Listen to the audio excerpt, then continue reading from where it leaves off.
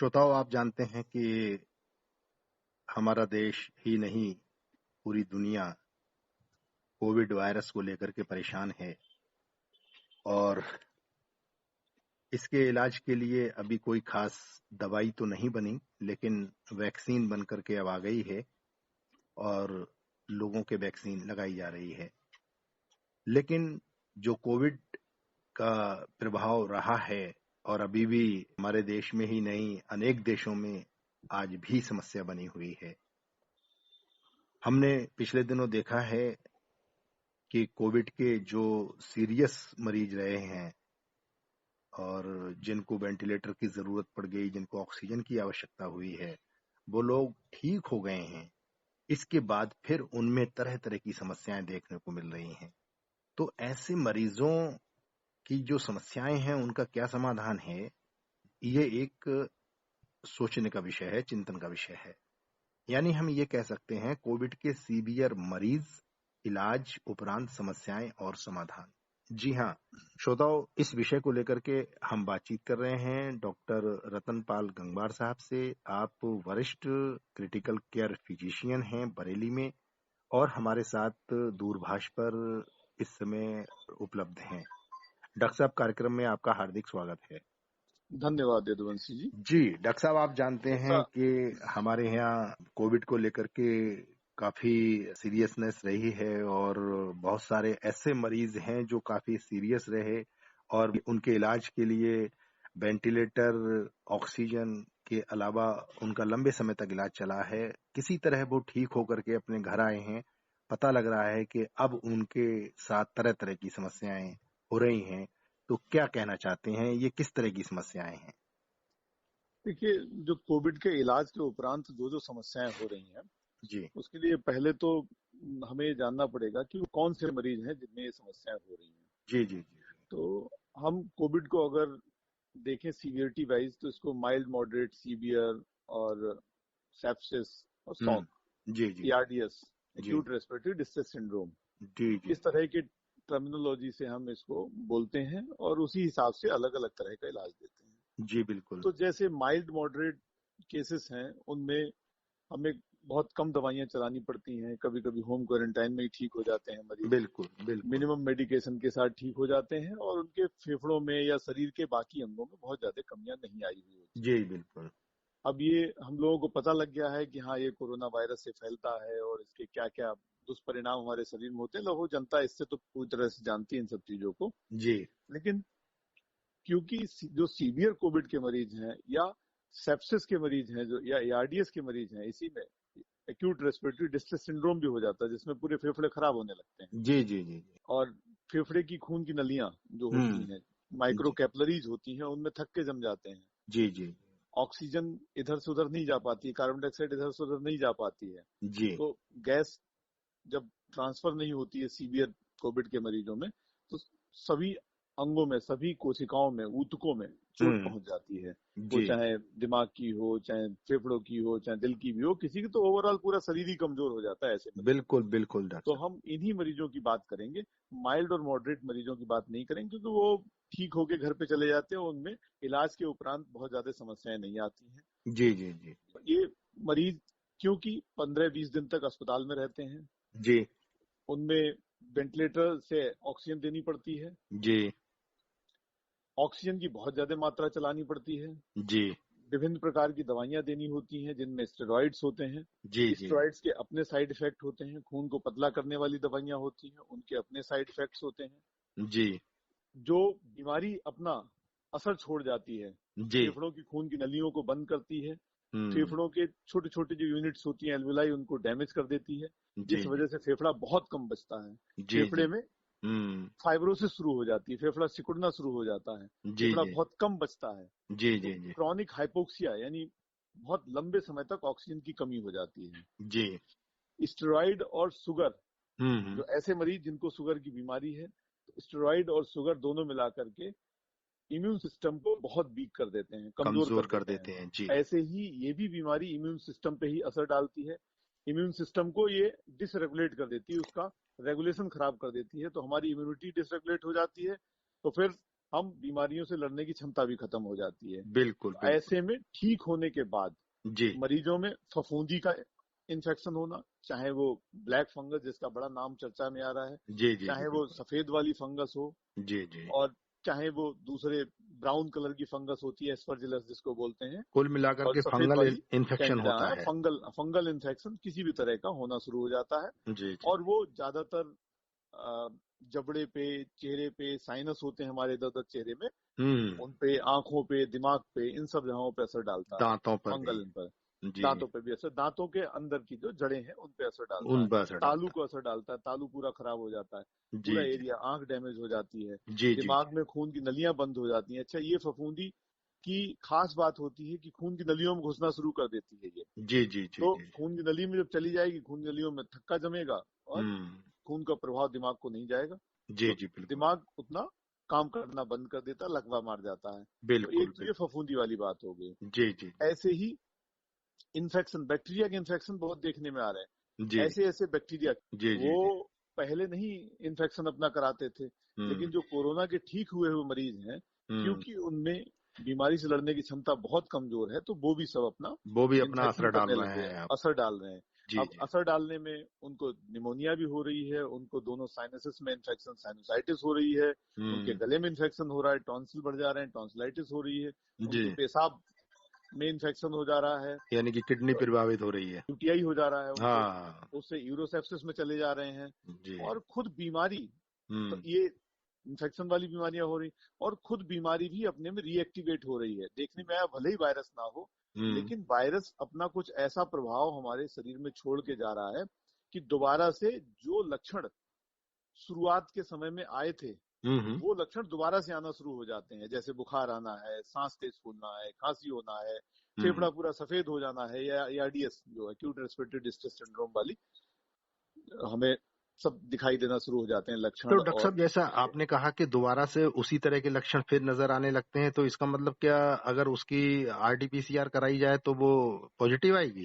वो पॉजिटिव हो भी सकती है, नहीं भी हो सकती है, दोनों ही चीजें हैं, निगेटिव अच्छा भी हो अच्छा। सकती है। जी वो जी। हो सकता है कि वो वायरस रीएक्टिवेट हुआ हो, या हम्म। ये भी हो सकता है कि वायरस जो अपनी पैथोलॉजी छोड़ गया, जो अंदर कमियां छोड़ गया, उन कमियों की वजह से ये सब कुछ हो रहा हो। जी वायरस बिल्कुल इम्यून सिस्टम पे अपना असर छोड़ जा रहा है, बिल्कुल तो बिल्कुल। वहां से भी ये सब शुरू हो जाता है। जी जी जी। फेफड़े डैमेज हो चुके हैं काफी, कुछ बहुत कम फेफड़े बचे हुए हैं, हम्म। फेफड़ों में इतनी दमी नहीं बची है कि वो अपना म्यूकस निकाल सके बाहर, बलगम को बाहर निकाल सके। जी तो जी उस जी। स्थिति में बलगम अंदर इकट्ठी होने लगती है, उससे हम्म। इन्फेक्शन भी होता है। जी जी तो जी। ये इस तरह की सारी समस्याएं आ रही हैं। दिल पर भी कोई प्रभाव पड़ दिल रहा पे, है? बिल्कुल दिल पे प्रभाव पड़ रहा है, क्योंकि ये खून में थक्का जमाने की क्षमता जी जी बढ़ जाती है इसमें। जी जी और जी। इस बीमारी में, हम्म वैसे हमारे शरीर में नॉर्मली हम्म खून में थक्का जमता है और हम्म। फिर वो टूटता है। टूटता ये है जी। जमने और टूटने की प्रक्रिया साथ ही साथ चलती रहती है। जी। हमारे कहीं चोट लगती है, अगर कोई कैपिलरी टूटती है, छोटी हम्म खून की नली टूटती है, तो हम्म। वहां उसका खून बंद करने के लिए एक थक्का बनता है। थक्का बनता है जी। उसके बाद ये शुरू में खून रोक देता है, जी उसके जी बाद फिर उसकी दीवार बन जाती है, उसमें अच्छी परत आ जाती है और शरीर काम करने लगता है उस थक्का को हटाने वाला। इस जी जी। प्रक्रिया को हम लिसिस बोलते हैं, यानी थक्का को खत्म होने वाली प्रक्रिया बोलते हैं। बिल्कुल तो बिल्कुल डॉक्टर अब इसमें लिसिस की प्रक्रिया साहब। खत्म हो जाती है इस वाले बीमारी में। जी जी सिर्फ जी थ्रोम्बोसिस, यानी जिसमें थक्का जमने वाली प्रक्रिया रह जाती है। जी और जी। इसकी झुकाव, इस प्रक्रिया का, हमारे इस पूरे सिस्टम का, जो जो ये रेगुलेट कर रहा था खून में थक्का जमना और खून में थक्का टूटने वाला, ये हाँ हाँ। पूरा झुकाव थक्का जमने की तरफ चला जाता है। जी जी। ऐसी स्थिति में दिल का जी हार्ट अटैक पड़ जाता है, बिल्कुल। क्योंकि भाई अटैक सिर्फ थक्के से होता है। थक्के तो से होता है। थक्का जब दिमाग में चला धमनियों जाएगा, में थक्का दिमाग में जम अटैक पड़ जाता है। जाएगा, बिल्कुल धमनियों में। अगर जी दिल की धमनियों में चला जाएगा तो जी। दिल का अटैक पड़ जाएगा, दिमाग की धमनियों में चला जाएगा, दिमाग का अटैक यानी स्ट्रोक पड़ बिल्कुल जाएगा, बिल्कुल, पैरालिसिस हो जाएगा। पैरालिसिस हो जाएगी। जी ये बिल्कुल भी डॉक्टर देखने में आ रहा है कि किडनी की भी पतली पतली नलियों में थक्का जम रहा है। साहब। जी जी। दूसरे जो इससे निकले हुए जो टॉक्सिन्स होते हैं वो भी किडनी पर असर डाल रहे हैं। तो हम्म। किडनी पे थक्का जमने से भी असर आ रहा है, यानी गुर्दे फेल हो रहे हैं, और टॉक्सिन से उनके टॉक्सिन भी का भी गुर्दे असर फेल आ हो रहे रहा हैं, है। जी असर आ जी रहा है। जी जी। ऐसे ही पूरे शरीर को ही ये बीमारी विभिन्न विभिन्न तरह से प्रभावित करती है। जी दिल डॉक्टर साहब, ऐसे ही लीवर कमजोर बचा हो हुआ जाता है है। क्या? नहीं, लिवर पे भी शुरू में असर आता है, लिवर पे भी असर आता है। बाद में पोस्ट कोविड पीरियड में अभी कोई ऐसी खास स्टडी नहीं मिली है कि लिवर पे बहुत ज्यादा असर आ रहा हो, जी जी लेकिन हाँ आंतों पे असर आता है, आंतों पे जी फफूंदी का इन्फेक्शन हो जाता है जी और आंतें कई बार सड़ जाती हैं, काली पड़ जाती हैं। फफूंदी का ही नहीं, ऐसे भी अगर आंतों की खून की नली में थक्का चला जाता है, उस जितने को सप्लाई कर रहा है वो नली, खून की नली, उतनी आंत काली पड़ने लगती है। कई बार वो आंत में रुकावट जैसे लक्षण लेकर के आते हैं, पेट दर्द लेकर के आते हैं, उनका आंत का ऑपरेशन करना पड़ जाता है। जी जी। तो तो इस तरह से लगभग सभी अंग प्रभावित हो रहे हैं तो इसमें। कहने का उद्देश्य आपका ये है डॉक्टर साहब कि जो कोविड के मरीज सीवियर रहे थे, अब इलाज के उपरांत जो दवाइयों का साइड इफेक्ट है वो उस मरीज के शरीर की जो आंतरिक जो भी अंग हैं उन सब पर नजर आने लगा है।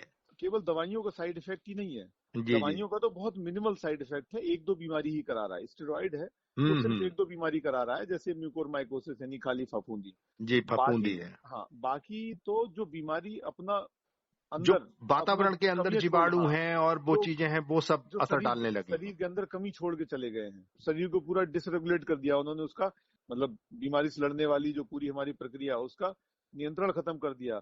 जो हमारे खून में थक्का जमने और टूटने का नियंत्रण खत्म कर दिया है इस बीमारी ने, उन हम्म। सब की वजह से ये सारी समस्याएं होना शुरू हो गई हैं। जी। तो तो डॉक्टर साहब ऐसी स्थिति में ऐसे मरीजों का इलाज तो बहुत जरूरी है, और किस जी तरीके बिल्कुल, का जैसे इलाज? ही किसी भी तरह की कोई समस्या लगे किसी को भी, जी अगर जी। इस तरह की मरीज कहते हैं साहब हमारे चेहरे पे सूजन आ रही है, हम्म हमारी हमें आंखों में धुंधला दिखाई दे रहा है, आंखों में दर्द हो रहा है, सिर दर्द हो रहा है, जबड़े में दर्द हो रहा है, जबड़ा सुन्न हो रहा है, चेहरा हम्म। सुन्न हो रहा है, आगे हमारे नाक बंद रह रही है, नाक में पूरा ठसा ठसा लग रहा है नाक को, जी जी जी। चक्कर आ रहे हैं, उल्टियां आ रही हैं, बुखार आ रहा है, सांस फूल रही है, कोई भी इस तरह के लक्षण, पेट में दर्द हो रहा है या हम्म पेशाब कम आ रही है, हम्म। पेशाब में जलन हो रही है, जी ऐसे कोई भी लक्षण अगर मरीज को आए तो जी जी तुरंत ही अपने चिकित्सक को दिखाएं जी जी। और जो समस्या होगी चिकित्सक उसे पता करके उसका इलाज करेंगे। जैसे अलग अलग समस्या की अगर हम बात करें हाँ तो हाँ। जो काली फफूंदी है हम्म उसमें दवाइयों से लेकर के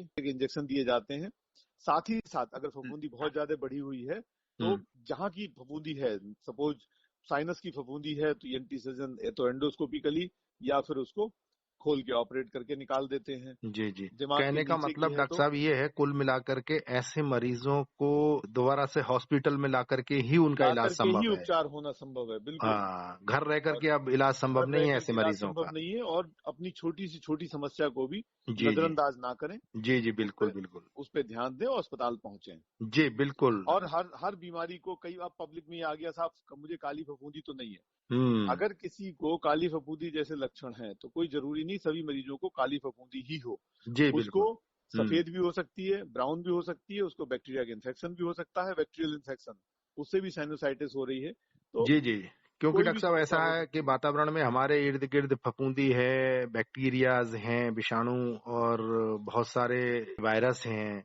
ये सब कहीं ना कहीं इर्द गिर्द हमारे घूमते ही रहते हैं वातावरण में। बिल्कुल बिल्कुल। और अब अब चूंकि हमारे शरीर की जो प्रतिरोधक क्षमता है, चूंकि वो क्षीण हो चुकी है, ऐसे लोगों में बहुत कमजोर हो गई है, तो सबका असर तो देखने को मिल ही रहा है। लेकिन बिल्कुल साथ ही साथ जो आपने एक बड़ी बात कही कि कहीं ना कहीं जो कोरोना वायरस था उसकी अपनी जो एक क्रिया है उसके तहत वो शरीर के अंदर कुछ ना कुछ छोड़ गया है, जो जी शरीर के अंदर तरह तरह की बीमारियां उत्पन्न कर रहा है। बिल्कुल बिल्कुल सही आपने कहा, तो बिल्कुल। एक वरिष्ठ क्रिटिकल केयर फिजिशियन होने के नाते आप आखिर में जनता से क्या कहना चाहते हैं, जिससे कि लोग ऐसे कोई लक्षण अगर नजर आए किसी में तो वो अपना समय बर्बाद ना करें और सीधे अच्छे किसी डॉक्टर को दिखाकर हॉस्पिटल जाकर अपना इलाज कराएं? ये जैसे कि अभी हमने ये लक्षण बताए हैं, जी। एक तो इन सबका ध्यान रखें कि इनमें से कोई भी लक्षण अगर आ रहा है तो हम्म। नजरअंदाज ना करें। जी। तुरंत ही जो भी कोविड के इलाज में एक्टिव रूप से डॉक्टर रहे हैं अभी, हम्म। या जो क्रिटिकल केयर के हैं, या नाक कान गले से संबंधित दिक्कत हो रही तो नाक कान गले से संबंधित डॉक्टर ऐसे हैं, अस्पताल में उनके जाएं पास जहां तुरंत पर जाएं सारी सुविधाएं मिल जाएं। जहां सारी सुविधाएं उपलब्ध हो, बिल्कुल ठीक बात जी है। जी जी और साफ सफाई का विशेष ध्यान रखें, जी जी। अपनी शुगर को कंट्रोल रखें, अगर शुगर उनकी बढ़ी हुई रहती है शुगर को कंट्रोल रखें, हम्म। दवाइयां अपनी मर्जी से ना लें। जी इसके सब ये महामारी बाद में जो के बाद उपरांत ये सारी समस्या हो रही है, इसमें कहीं ना कहीं जनता भी जिम्मेदार है। जी जी जनता ने शुरू में खुद ही स्टेरॉइड खाया, खुद ही एंटीबायोटिक्स ली, खुद ही अपना इलाज किया, लंबे समय तक इलाज किया। जब वो बिल्कुल मरणासन हालत में हो गया, जब वो सीवियर स्टेज में चला गया या सेप्सिस में चला गया या फिर ARDS होने लगा, तब वो अस्पताल में गया, तो फिर शरीर जर्जर हो गया। फिर उसमें जी इस तरह की तमाम समस्याएं आई। तो जी ये सब ना होने से पहले ही आप चिकित्सक को दिखा दें, अपनी जी मर्जी से कोई भी टैबलेट या कोई भी उपचार ना लें। जी बिल्कुल डॉक्टर साहब। कई बार देखने में आया मुझे तो, मरीज आता है कहता साहब देखिए काली फफूंदी तो नहीं हो गई है, हम जब जांच करके देखते हैं तो पता लगता है बैक्टीरियल इन्फेक्शन होता है। जी तो जी ऐसे आप नहीं सोच सकते हैं, कोई जनता ये नहीं पता कर सकती है कि ये समस्या उसको किस वजह से है, ये तो जांचों के उपरांत ही पता उपरांत ही लगेगा। पता लगेगा। और इस बार ये भी हमने देखा था कि पूरा एक पेपर एक घूम रहा था हमारे व्हाट्सएप ग्रुप पे कि साहब हमने कोविड का प्रिस्क्रिप्शन पूरा ले लिया है। जी जी जी कोविड में अलग अलग मरीज में अलग अलग समय पे अलग अलग तरह के लक्षण आए और अलग अलग दवाइयों की आवश्यकता हुई। जी तो ये बिल्कुल बिल्कुल। कैसे संभव है कि आप किसी एक पर्चे से लेकर के दवाई खा सकते हैं? जी बिल्कुल ये डॉक्टर साहब संभव ही बिल्कुल। नहीं है। जी तो बिल्कुल सही किया। आपको किस समय पे किन किन लक्षणों के साथ आप जा रहे हैं, उस समय पे वायरस की स्थिति क्या है, वो एक्टिव है या इनएक्टिव हो गया है, आपकी जो अंदर वायरस ने जो भी पैथोलॉजी की है उसके क्या क्या अंदर प्रक्रियाएं चल रही हैं, उन प्रक्रियाओं के आधार पे ही दवाइयां डिसाइड होती हैं, दवाइयां दी जाती हैं। बिल्कुल बिल्कुल। डॉक्टर साहब कुल मिलाकर के आपके कहने का उद्देश्य ये है कि स्वयं इलाज ना करें और देर भी ना करें, और ऐसे किसी तरह के लक्षण जो बताए गए हैं अगर किसी भी मरीज में आते हैं तुरंत किसी अच्छे हॉस्पिटल में जाएं और अपना इलाज कराएं जिससे कि आप स्वस्थ हो सकें। डॉक्टर साहब आपने बहुत ही अच्छी जानकारी कोविड के सीवियर मरीज, इलाज उपरांत समस्याएं और समाधान विषय को लेकर के दी है। डॉक्टर साहब आपका बहुत बहुत शुक्रिया।